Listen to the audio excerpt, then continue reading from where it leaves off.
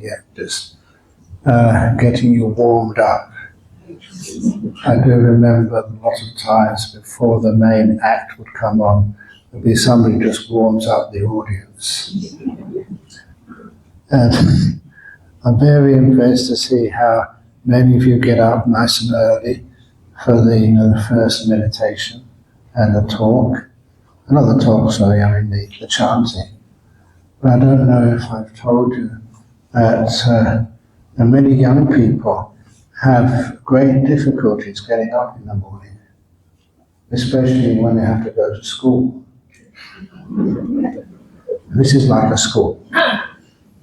But in this particular story, the mother went to her son's bedroom in the morning and knocked on the door and said, "Son, you got to get up now, it's time to go to school." "But I don't want to go to school, Mummy." "But you have to go to school, son." "Give me one good reason why I should go to school, Mummy. The other children don't like me, the teachers don't like me, nobody likes me in the school. Why should I go to school, Mummy?" "Because you're the principal, son."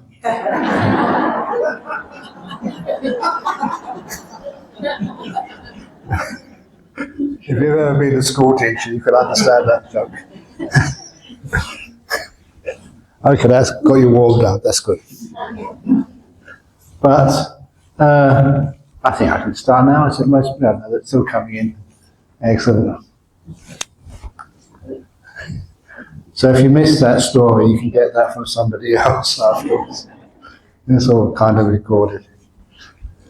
So anyway, start? Yeah, okay. So I wanted to talk some more on these formal talks about some of the formal information about meditation. How to meditate. Yesterday I talked about yes, thank you. What mindfulness is and how it works and how you know that mindfulness has started to be developed. One of the stories, just to connect with yesterday's talk, of course, being a monk, I don't just teach meditation, but I practice a lot of meditation. I make sure that I have enough time to actually even go on personal retreats sometimes. In fact, when I get back to Perth after New Year's celebrations, I always schedule in a personal retreat on the first week or two of January. Because I get tired and I'm old. So that means you get sort of energized and you get focused on what's really important in your life, the deep meditations. But I do remember just one rains retreat when I did my own personal couple of weeks retreat. And when I came off my retreat and I went into the hall for breakfast, then that morning, like this morning, you gave me some baked beans. And I will never forget this experience. You just come off a very deep retreat and you're very incredibly mindful. And so with a spoon, I picked up just one baked bean. And I put it in my mouth. And the taste was just an absolute sensation. It wasn't just like tomato sauce. It was like rich, exploded in my mouth. Wow! That was like, must have been done by a 5-star chef. And when I asked who made those baked beans, they said it came out of a can. But nevertheless, the taste was just extraordinary. And then very slowly, mindfully, not because I was playing or messing around, it just happened naturally. You squashed it between your teeth, just one bean. Oh, wow! That was just the right texture. Not too hard, not too soft. And it just melted between my gums. And it was one of the most beautiful taste experiences I've had. Just one baked bean. If you like your food, I don't know what your favorite food is, I'm sure you can find it in this retreat center. I don't know what it is. What's your favorite food, Victor?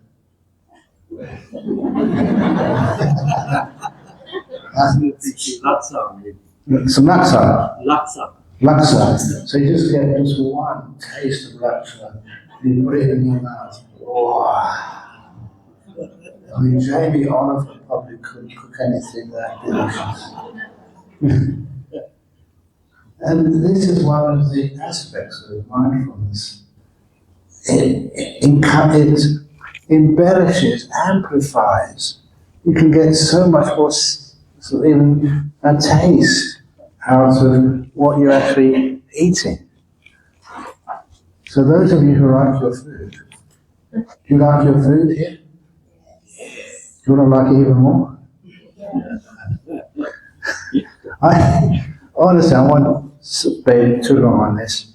One of the first, actually it was the first retreat which I went on, still a student. And this was in boarding houses in Cambridge. And during the vacation period, the boarding houses were not being used, so we could hire them very cheaply. And so there was nice accommodation, but the one problem with the boarding houses was the food. English cuisine.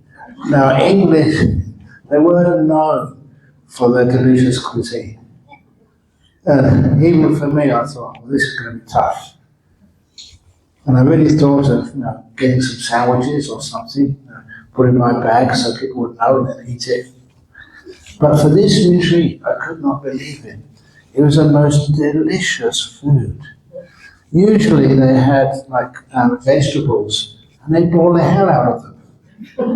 So there was no taste left. You know English cuisine. But this time, it was a potato or a carrot. I couldn't believe it. It tasted extraordinarily delicious. And at first I thought, I was so lucky, so fortunate. Of all the boarding house cooks in the whole country, I must have just by good fortune, by my good karma, just chanced upon the best boarding house cook in the whole land. That's what I thought. But then I found out no. It was only tasted good because after all the boiling and steaming, whatever remnant of flavour was left, my mindfulness was so sharp I could pick it up. My mind was so sensitive.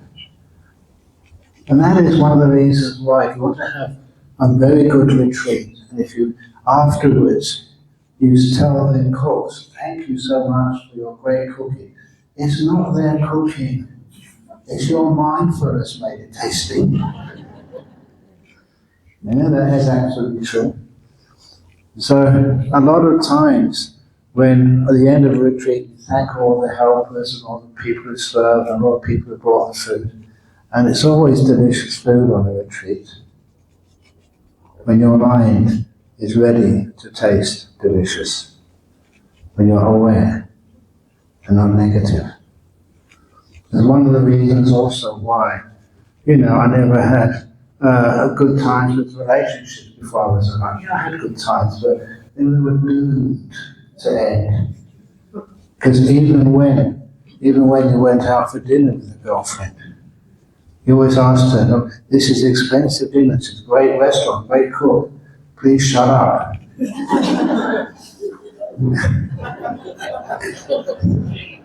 I wanted to be mindful when I was eating. I was paying for all this as a student. She didn't tend to appreciate it.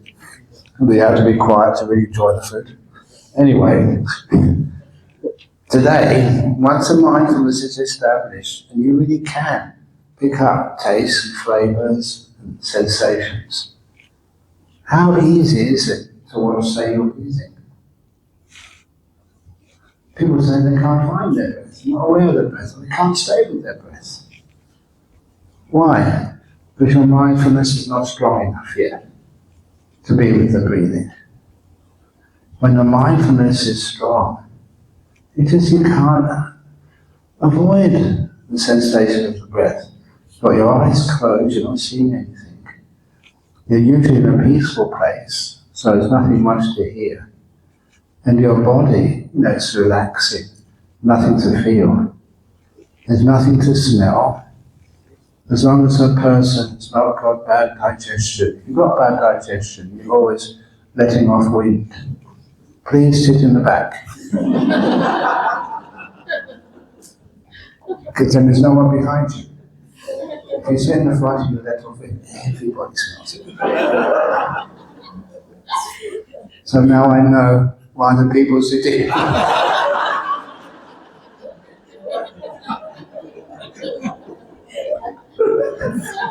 Okay, you can sue me if you wish. But because those senses are subdued, the only thing you've got left to be aware of is basically your breath.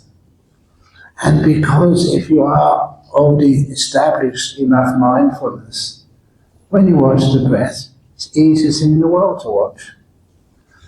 To make it even more clear, when I first arrived in Perth, I'd been a monk about 9 years by this time, and I was still learning about meditation. And so when somebody came to our centre, it was only a small centre, and then they said they brought the first sensory deprivation chamber in Western Australia. Would you like to use it? Those sensory deprivation chambers are like coffins made out of plastic. And inside of them is salt water, just as the density of your body. So you just float in it. And it's your body temperature. So when you're floating it, you can hardly feel it. You've got no pressure on your knees, on your bottom, or anywhere. And it's closed, so there's no light, so there's nothing to see. It's nothing to hear, nothing to feel. It's like it deprives those senses. So those 5 senses are supposed to be able to turn off. And Ajahn went in it first, senior monk, so he got the first tryout. And then I was really looking forward to when I could get in it. But then somebody showed us the newspaper advertisement. This guy has scammed us. He said, sensory deprivation chambers, first in Perth, as used by Buddhist monks. He never had permission to say that. So anyway, Ajahn said, no, you can't use it. Oh, yeah, I agree. Oh, the damage has already been done. But anyhow, he told me what it was like going inside. Yes, your body is totally comfortable. No aches, pains, no tension in your body at all. No smell, no sort of feeling, no sight, no sound. But he said the thing which was really disturbing inside that sensory deprivation chamber was you're breathing. Everything else had calmed down. But if you try and calm your breath down, you're dead. And so we found out it's fault in those sensory deprivation chambers, the breath. And everything else is subdued, turned off. You're still breathing. And he said that was incredibly loud, because everything else had been turned off. That was still going. And because it was the only thing left moving, it was very disturbing. But anyway, that was actually how meditation works. You sit down, and if you can have comfort in your body, and if you can be reasonably silent, you've got your eyes closed, you can't hear anything, you can't smell, taste, and the physical touch is subdued. It should be the most easy thing in the world to watch the breath. Basically one of the last things which is moving. Even your heartbeat is much lighter than the breath. So usually you see the breath first of all. That's one of the reasons why the breath is a natural form of meditation. Whether you decide to do it or not, you make everything quiet, shut your eyes, pay no attention to hearing, and just sit comfortably. And soon you'll be able to watch the breath. There's nothing else going on. That's one of the reasons why, and I tell this to people, and it's very successful. If you want to do this meditation, you don't need to go looking for the breath. The breath will come to you. When everything else is put away, the breath is the last thing you're aware of. When it comes to you, rather than you go looking for it, it's much more gentle and much easier. You're just sitting there, but don't go thinking or fantasizing, because that is very disturbing. You're just being here, in this moment, mindful. No thoughts, and by which I mean not giving things names. The world is very complicated. There's so many things, even just seeing the greenery outside the windows of this hall. It's absolutely beautiful. And if I decided to try and name all those leaves, find out the species of those trees, or the birds which are flying between the branches of those trees, I would spoil the effect. I don't need to give things names to enjoy its beauty. It's the same with each one of you. I know a few of your names, but I've known many of you for many years. And it's been a deliberate policy not to know people's names. When you know a name, it disturbs you. You don't know the person. You just know the name. It's much better just to allow people to be. I was very into astronomy when I was young. And even, I remember going to these, as part of the Astronomical Society in Cambridge, and one of the evenings I had these really old telescopes. You know, like in the movies it used to be. You sit in this chair, there's this huge tube in front of you with so many different lenses in it. And you could turn around and you can press a button, it will go according to the movement of the earth. You could open up the dome above you. And I remember one night sitting in there just watching Saturn. It's like, not a picture of Saturn, but Saturn live. And as it was there in the sky. And it kind of was mind-blowing, you might say. Just seeing the rings. And this was one of the observatories they used to discover Pluto. No, 50, 60 years ago, more than that now, 80 years ago. So these were famous telescopes, but they weren't used anymore. So the students could play with them at night time, and actually seeing it as it was happening. But I always remembered trying not to give these stars names. Because if you did, you started thinking about what they were, rather than appreciating what they are. And it's the same with, maybe a lot of botanists here, who know the names of all the plants and the trees. I've deliberately refused to learn those names. And I feel that I can appreciate those plants much better without knowing the name. You can see them more deeply and see their beauty much more. Especially now I live in Australia. And sometimes at night time you can see the whole Milky Way. You know, all those incredible stars. It's very little pollution where I live. And it's dark.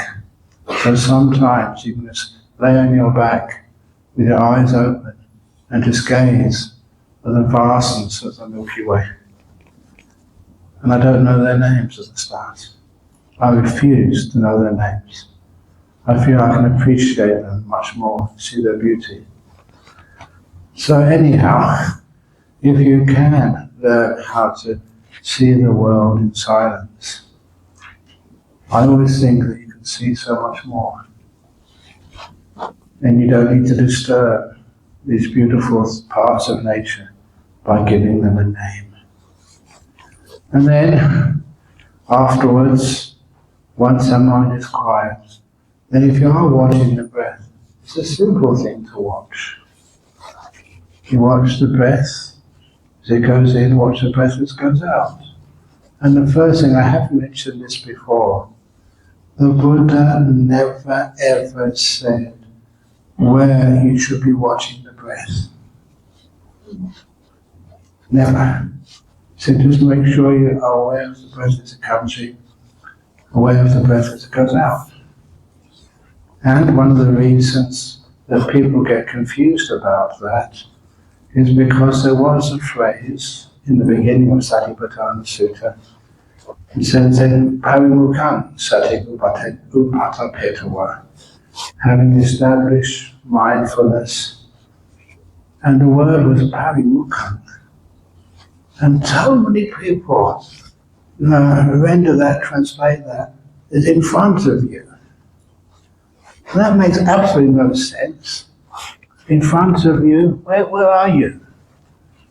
You're not behind your nose. You're not behind your eyes. Are you behind your heart? Should you establish your breath awareness here? It doesn't actually mean that. That's an idiom. Parimukkham means as a priority. Make sure that mindfulness is established first, strong. And then watch the breath go in, go out. It doesn't mean, never has meant, in front of your nose.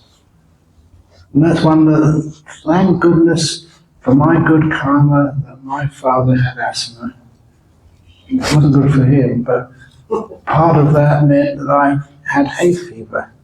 And so a lot of times my nose was blocked. So I could not watch the breath at the tip of the nose. If I watched my tip of my nose, there's no breath going on there at all. It was coming out of my mouth a lot of the time. Why was that? My nose was blocked.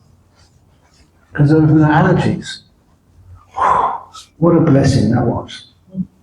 I was still breathing. I could still know my breath go in or go out.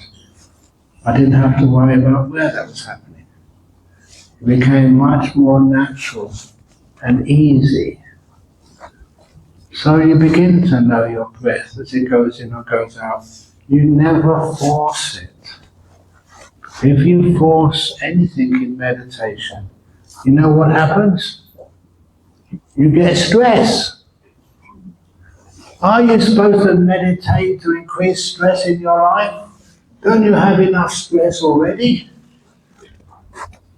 You do it to lessen stress, to get your mind to be so peaceful that it relaxes.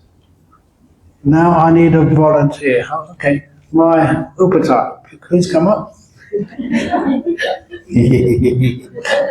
it's going to be painless. Now, are you honest? You better say yes. I want you to be perfectly honest right now, okay? Now, the water in my cup, you can see it? Be mindful of it. I'm now going to get this water to be perfectly still. Has it become still yet? No. Oh, good, you're honest, great. Why? I'm not even mindful of it, am I? I'll now be mindful of it. I am mindful of the water in this cup. Has it stopped moving yet? No. No, it hasn't. No, not yet. I'm now going to concentrate.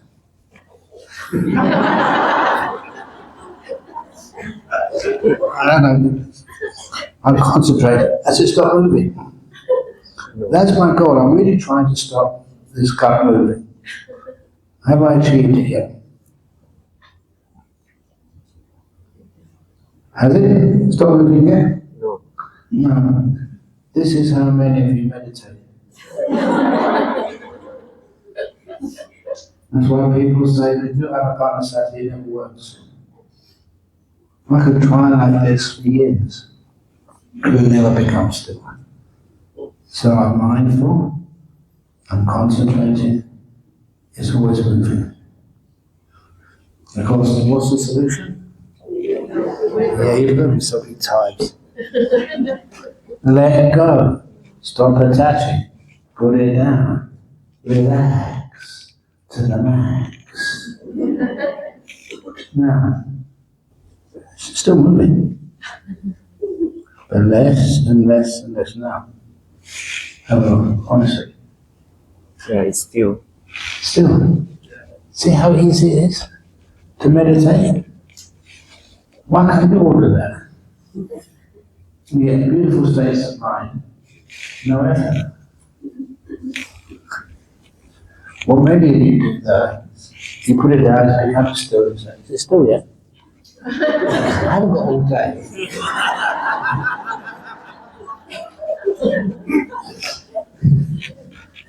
Be patient, let it happen. So this is what you do. You start watching your breath. You're patient, you're letting it happen. You're not got any goals.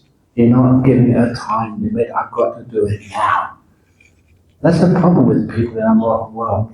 They want immediate results. Well, that's actually sometimes interesting. For me anyway, in Singapore, you know what people like in Singapore? Coming on amazing, you could say. Yes, yes, yes. What's gasu? Fake news. Fake news. No, that's not so much. They're kind of impatient, want things straight away. Because I did this conference for business people, and this businessman said, "But I'm interested in Buddhism. Like suffering. What's suffering? Tell me now." And thank you for putting me on the spot, because when you put on the spot, somebody come up with beautiful answers. And I was very happy with this answer. That suffering is asking from the world something it can never give you. Asking from the world something it can never give you. Like instant deep meditation. That's only one thing. Always getting what you want when you want it. The world doesn't work like that. When we expect something from the world, it can never give us. It's a great definition of suffering. But anyhow, when it comes to calming the breath or calming the mind, just give it time. Don't be in a rush. And if you are not in a rush, I don't know how many times have you been in a real rush in life? Quite a few times that people have been trying to get me to an appointment. I keep on coming here from the BGF. It was took much longer than they expected. Traffic jams, I don't know what else. I was happy. I knew the retreat wouldn't start if I hadn't arrived yet.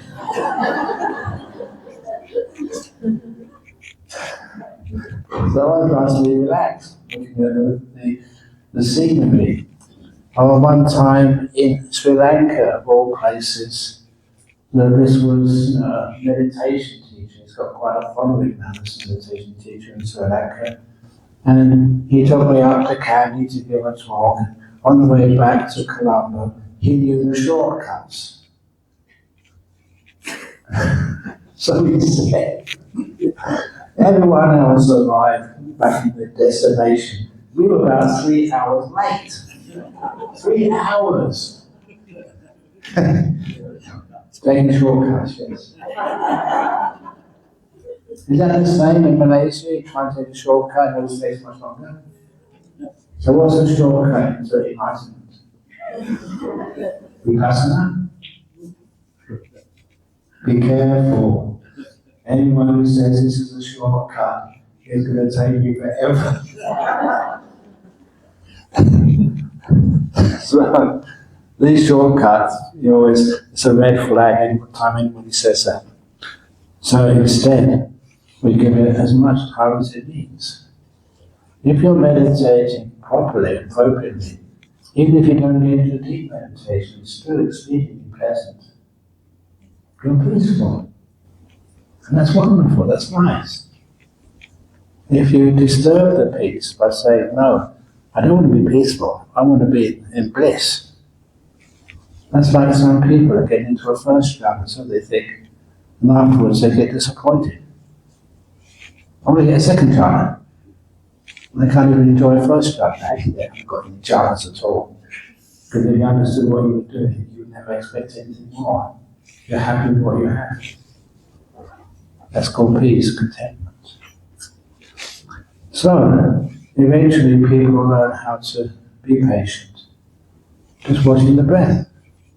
Watching the breath go in. Watching the breath go out. Simple. So, as it says in Anapanasati Sutta, watching the breath go in, watching the breath go out. That's the first.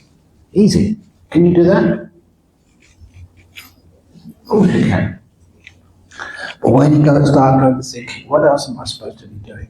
Is this going correctly? Is this fast enough? What would happen if I do get into deep meditation? Would that mean I have to give up my partner in life who will be able to look after my kids because I'll be in jhana all the time? Can I still do my job and my career? What's going to happen? Oh, shut up. So to make it quite clear, it begins with knowing the breath going in and the breath going out. And after a while, you can then prove that. Just seeing the whole breath go in, the whole breath go out. Okay, you say, Ajahn Brahm, you missed out doing the short breath, doing the long breath. I don't know if anyone said this to you, but this was my experience when I was told, do short breaths and do long breaths. I was asking, what's a short breath? What's a long breath? Because most of my breaths were kind of in between somewhere. And apparently doing in-between breaths is not part of Anapanasati. You either know it's a long breath or a short breath. But the breaths I was doing, which were in between, that wasn't included. I must be doing it wrong. It doesn't mean that at all. It means any length of breath, short, long, middle, in between, or whatever. As long as you can understand the breath, know it. And then eventually, the third stage of that first tetrad of Anapanasati is knowing the complete breath. Even though it is said, see the whole kaya of the breath. And some monks, and they should know better, say that's watching the body. It's not watching your physical body. The body is a pain. I don't know about your body, but mine is. If I keep watching it, it starts to get aching here and hot there. If you want to know how people experience their body, just look at them. They're scratching their nose, two people scratching their nose. Somebody's going to scratch somebody else in a moment. Rubbing their knees. Scratching their back. I'm not trying to embarrass anybody, but how many people can sit perfectly still? We always get irritated by our body, which means we're always scratching something or moving something because your body is fundamentally uncomfortable. But we do it so often, and everybody else does it, we don't really notice it. So we're not watching our body when we're doing breath meditation. Even the Buddha said, this breath means the body of the breath. In other words, it's all the breath together. So that third stage of Anapanasati, I use a finger here, just because it makes it easy to understand. You see the breath as it begins to go in, and you see it all the way till it finishes going in. And you see the pause. You see the breath as it begins to go out until it finishes going out. You don't miss a part of it at all. That's the whole body of the breath. This is seeing it go in, seeing it go out, seeing it go in, seeing it go out. Now you're really looking at the breathing. See every part of it. And it's not hard to do. And it's very enjoyable to do. It's just the breathing. it goes in and out by itself. And because at this time you're not doing very much, you're not exercising or being strenuous, the breath is usually very smooth and very soft. Because you're not exercising, the body doesn't need to metabolize very much. So you go in, stop, go out. I don't know why people can't see joy in that. Because it's very joyful, very peaceful. And then, to be able to calm that breath. When you are calming that breath, you don't do it. It happens naturally. You're not thinking, you're not planning, you're not remembering the breath which happened 10 minutes ago or anything else which happened before. You're just in this moment with this little breath happening now. And it's usually not a problem at all. Nothing to worry about, nothing to plan, nothing to be concerned about, just watching the breath. So simple. And of course, that means your breath gets very soft and peaceful. And that is the first 4 stages of Anapanasati.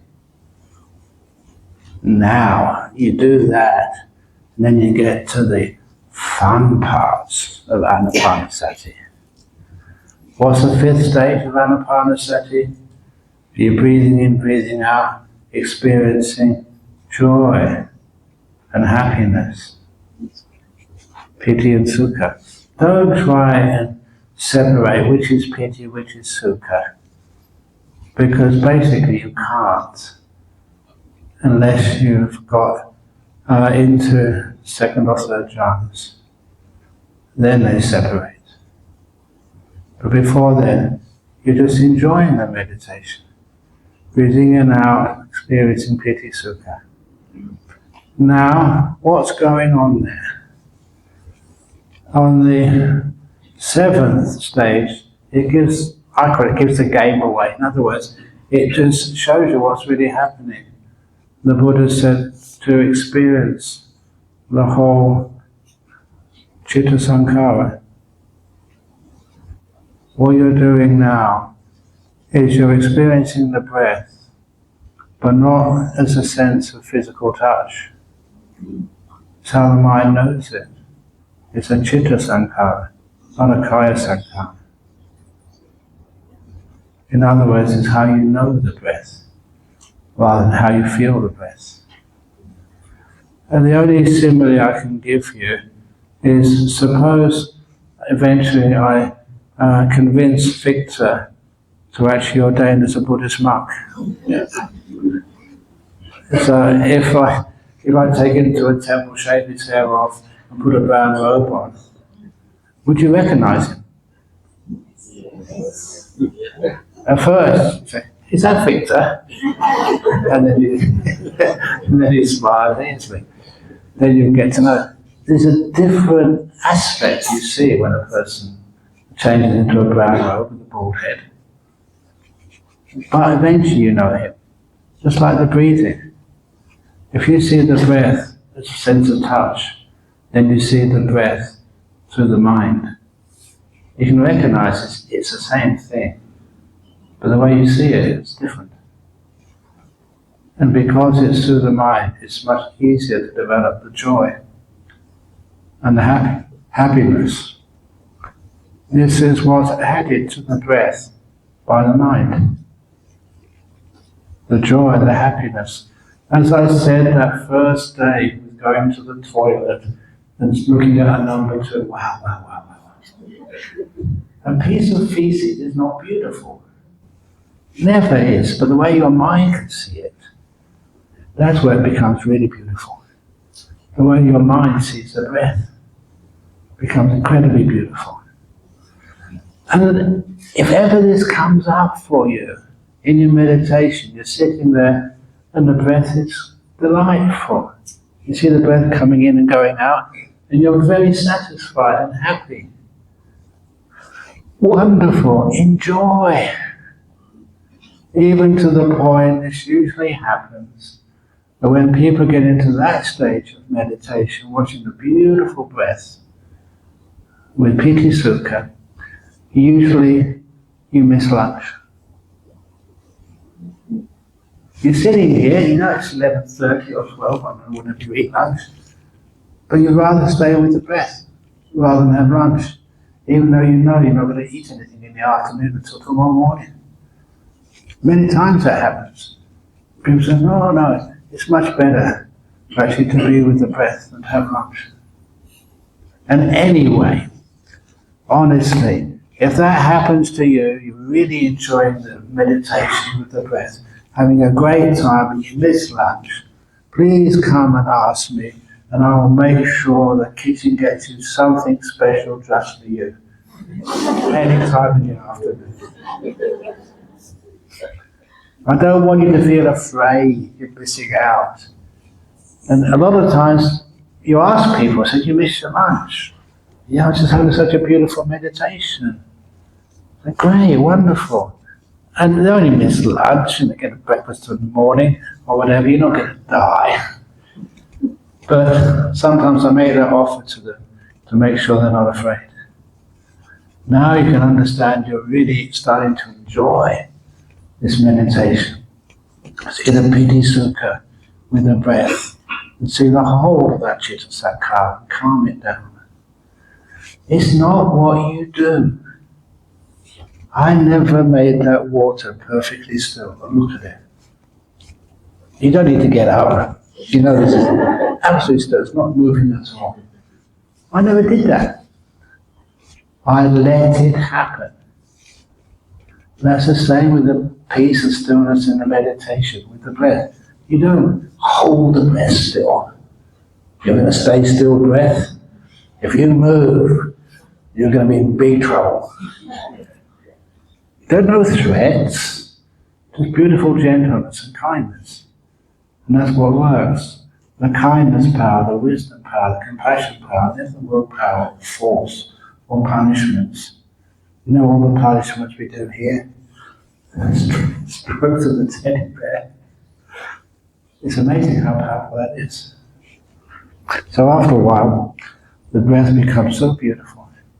Just watching the breath come in, the breath go out. What happens next?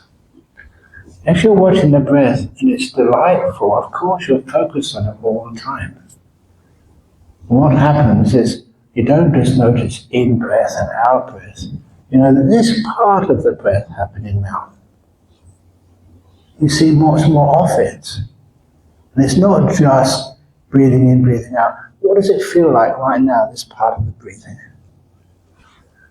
This is Visuddhimagga, and I criticize the commentaries often, but this time they got it perfectly correct. They said it's like a carpenter doing some sawing a piece of wood.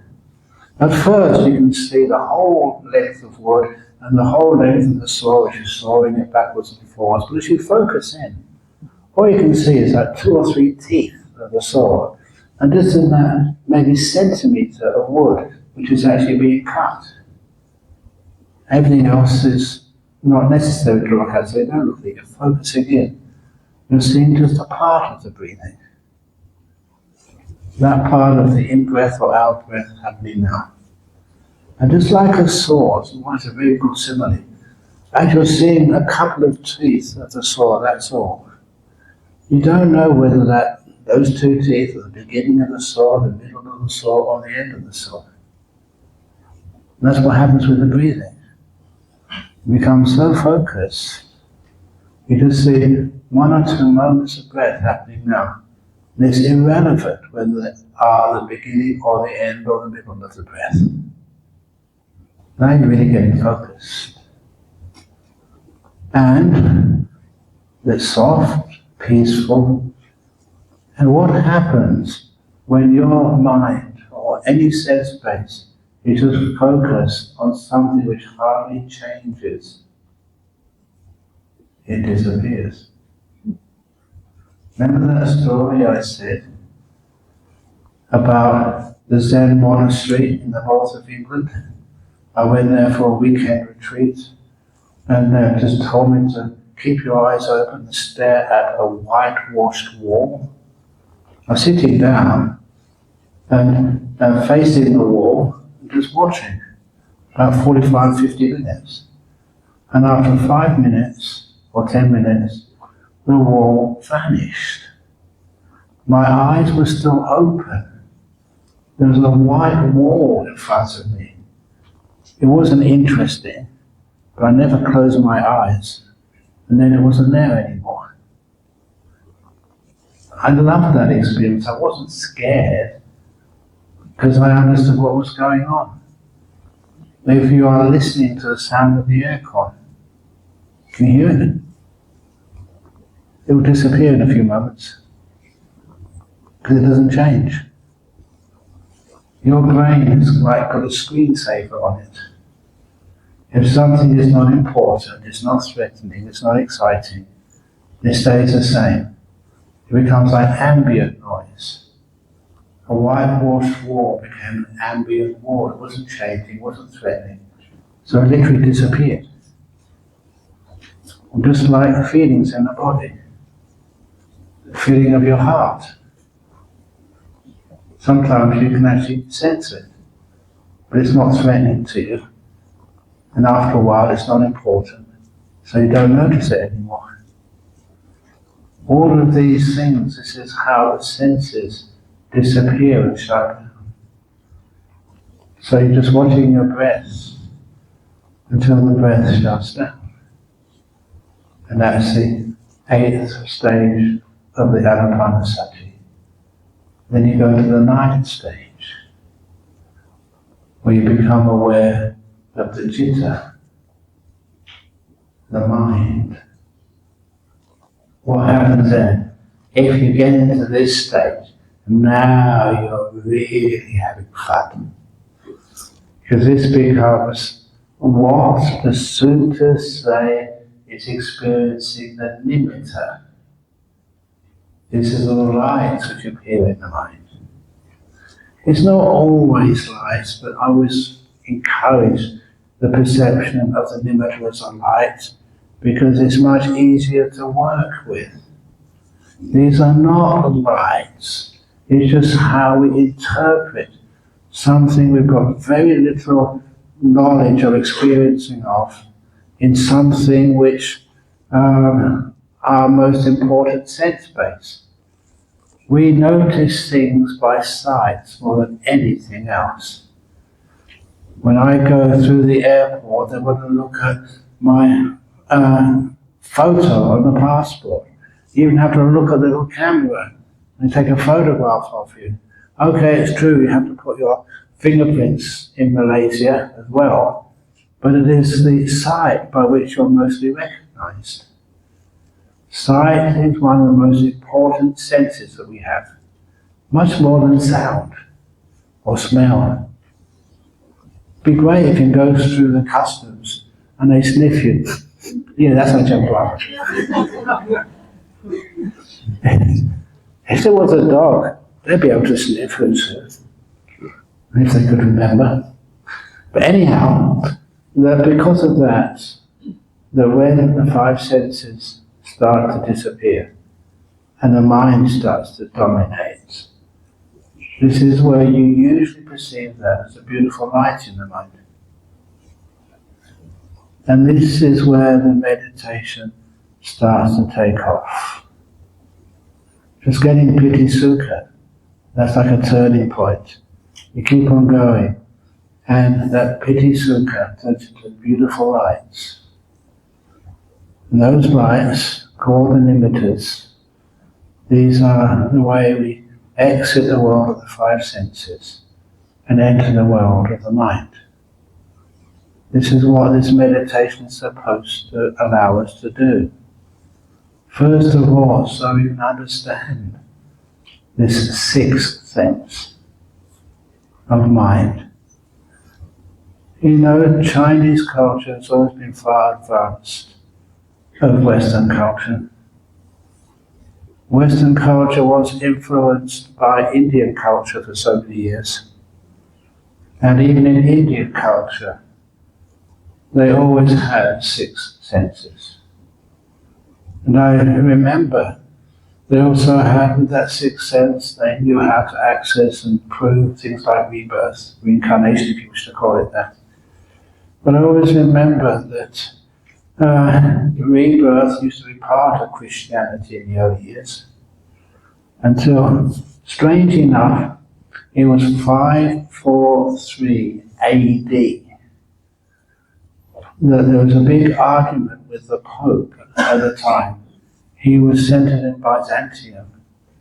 His name was Vigilius. And the Emperor Justinian II. Justinian wanted to abolish belief in reincarnation. And the Pope refused.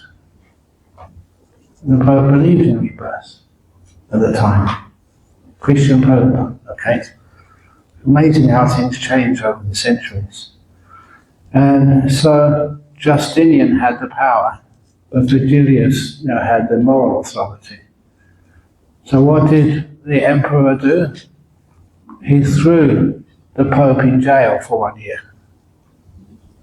And this is not like prisons in Malaysia or like Australia. This was in ancient times. They were really tough. And after 1 year, the Pope gave in. And they had a conclave, and there they made reincarnation a heresy. And that's where, in Christianity, where they lost their belief in rebirth and reincarnation. But nevertheless, in those days, early days, a lot of the philosophy of the East, especially in places like Greece, they said they got all their philosophy from the Indians. Even like democracy. Where was democracy started?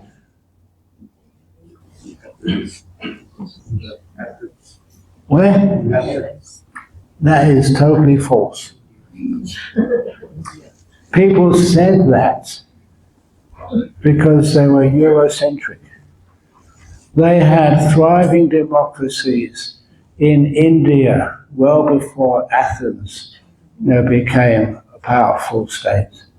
In fact, there's many arguments to say that the Athenians or the Greeks, they got their philosophy and the democracy from India.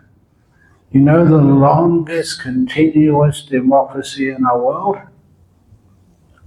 The Buddhist Sangha. We've been keeping the democratic tradition over 25 centuries. We've never given up. That's why even I can't get my own way many times. You have the meeting of the Sangha. And what the Sangha, I get outvoted. What the Sangha says, the Sangha rules. And every Sangha is independent. The Sangha in Perth, they make the choice of what goes on in Perth. The Sangha in Malaysia makes the choice what they do here. It's a devolved democracy, which I think is one of the reasons why it's lasted such a long time. Anyway, let's go back. Instead of politics, I do talk about politics, but in a way you don't expect. So that we get to know the nature of the mind, and that is such an important thing to know. How many of you accept the truth of rebirth? You don't have to. I don't want to embarrass you. But sometimes I think, why not? It's because for such a long time, especially in many countries, we've lost even confidence in the nature of the mind. We're only 5 sense world, when we know there is 6. Even in science, you have to have that 6th sense to understand quantum physics. You can't just do with 5 senses anymore. So, because of all of this, I often say one of the problems with the Western world, the Asian world is far more advanced. One of the problems with the Western world over the last couple of thousand years, we've lost our mind and abandoned our common sense, which is the mind. Too materialistic. rather than having more respect for the nature of this mind or what it can do and its importance. If you do have a relationship, we started off with relationships, don't worry about the material benefits or difficulties in the relationships. Always remember just the spiritual, emotional, the mind parts of that relationship. They're far more important than the material benefits. Don't just be a 5 sense person. The mind is really important. And that's when you get to know what this mind is. You get to really do fascinating things with it. One point which I wanted to mention, because I never mentioned it when I was talking about the 5 hindrances. I said I would, but I didn't, so I'm going to do it now. Doubt, yes. I can never understand what doubt is. You ask anybody, like, has Donald Trump got any doubt that he won the last election or the election before? Does that doubt or not having doubt have any meaning in this world anymore? And of course it does. What the real doubt is, and the absence of doubt, when you have experiences of being without doubt, that is when you understand what it is. But it's so hard to put into words. And this experience, when you start getting into the mind, you start doing meditation, the 5 senses disappear, and you get even things like nimittas coming up, lights in the mind, and they're not in the room. First of all, I'll just, as an apart, any of you who've been to my meditation hall in Jhana Grove, you notice that the windows of Jhana Grove Meditation Hall are all high up. I wanted to have no windows at all, but the architect said, no, you have to have some windows. It's important according to regulations. So I had windows, and then over the last few years I screened them all off, so no light gets through them. If you ever notice, they've got shutters over them. At least 3 of them permanently closed. Why? The 3 sides which are permanently closed are the only sides where you can actually see the sun. Because very often the people, they're meditating, they have these beautiful lights come in the mind, and they think, oh, the sun's shining into me. And to me that was so important. I made an issue out of making sure it cannot be coming into your eyes. There's no way that can happen. Every window is shuttered. People need that because when they see these nimittas, they're powerful. And they get a bit scared. Is it true or is it not true? 9 times out of 10 it's true. You are seeing a nimitta. And once you start to experience those, it's amazing. It means your mind is getting strong again. And then you start to do these interesting little tricks. One of the ones which I did was asking myself to come out of the meditation, what is my earliest memory? Now, if you just had some nimittas or a jhana, you come out afterwards, 5 hindrances are gone. So you ask that question, and the mind is like, the only way I can call it, like a well-trained little doggy. Go and get my slippers, go and get the newspaper, and the doggy will run after it and bring it back to you, without any hesitation.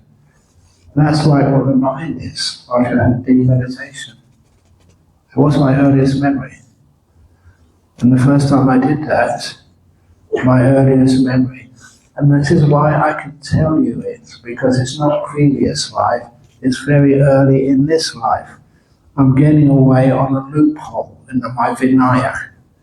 If I said about previous life, it would be a pajitya offense for me. So anyway, it's frustrating, but I know loopholes when I see one, so I share this one with you. So I saw myself, I was back in my baby's pram, maybe 2 or 3 weeks old. Weird experience, you weren't remembering it, you were back there. You were in the baby's body, in this pram, which you recognized straight away. That was me when I was 2 or 3 weeks old, and that was my mother. And the other thing I always remember, which was quite strange, my favorite toy, which was like a ceramic, light blue pig. And it had some, I don't know what was inside it, but you could shake it and it would rattle. My mother would play with Porky the pig.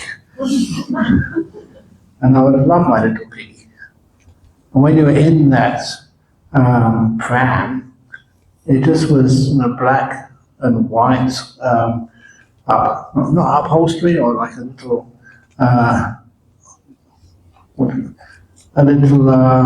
blanket. You could explore it.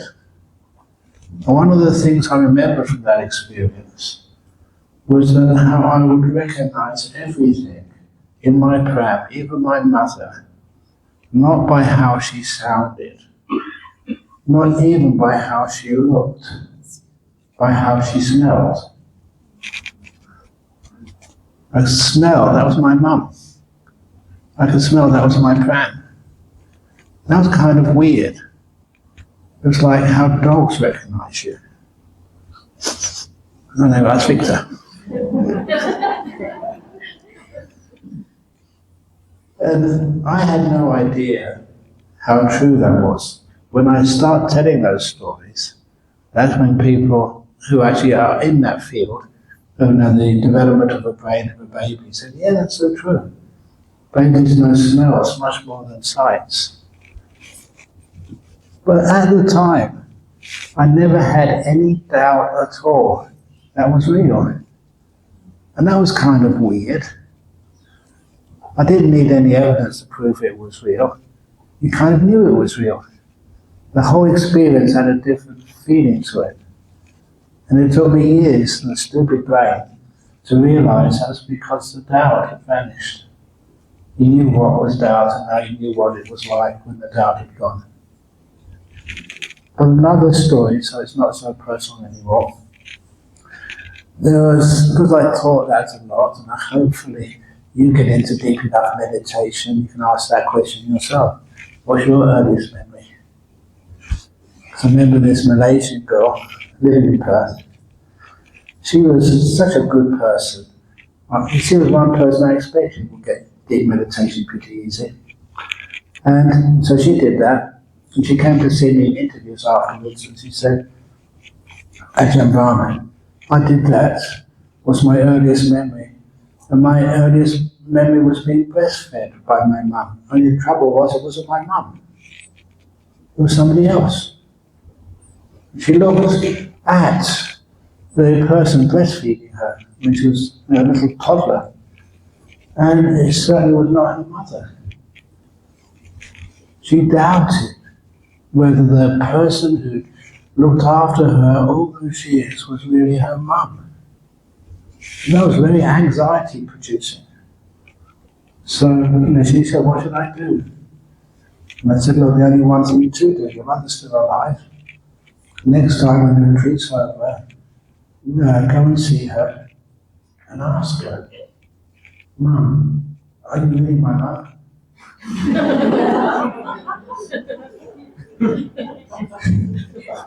You understand how difficult that was. And her mother said, of course I am. What are you talking about? And then her daughter told her what happened in the meditation. She was being breastfed and certainly was not her mother breastfeeding her. And the mother was not frightened or she was not angry. Just what did that woman look like?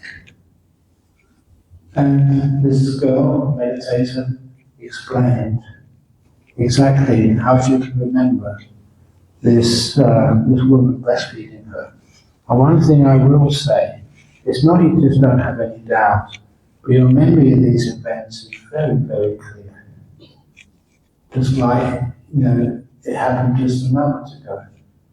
My memory of being in my baby's plan is still very clear in my mind.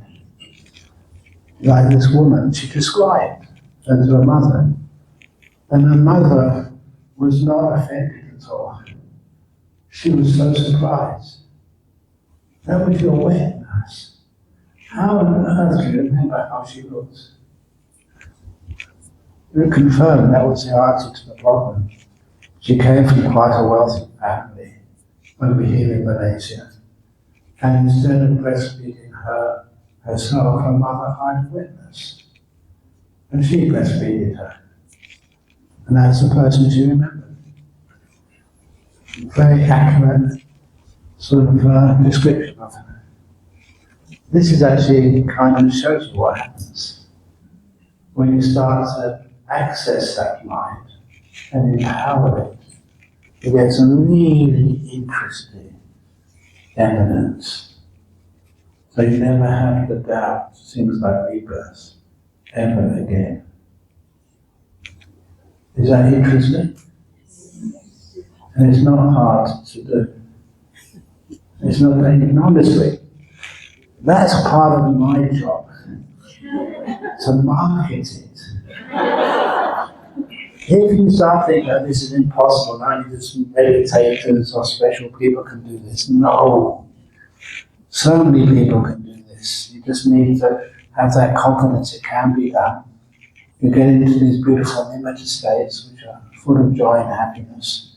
And then afterwards, at the very end, what's my earliest memory? Just wait a moment. If it's going to come up, it comes up almost straight away. If it doesn't come up, don't force it. You're just like that person sitting under the mango tree. Perfectly still. Hand out, previous life. Honestly, it's that simple. You've got to be still there. Then it works. Who were you in the past? You'll soon find out.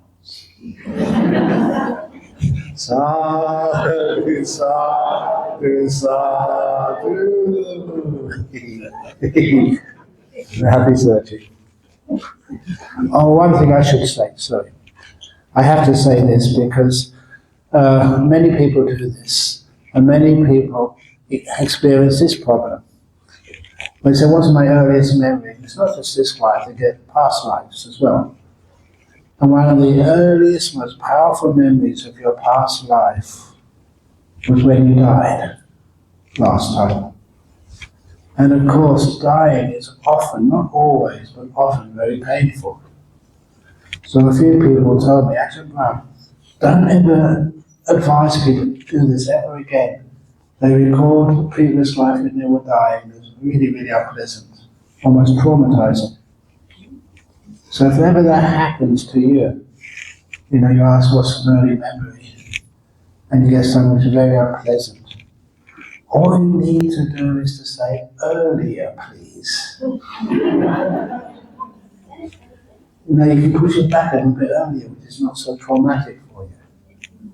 And then you can actually still experience the joyful interest of finding out the truth for yourself without any pain or difficulty. So remember saying earlier, please. So thank you for letting me say that. Okay, sadhu, sadhu.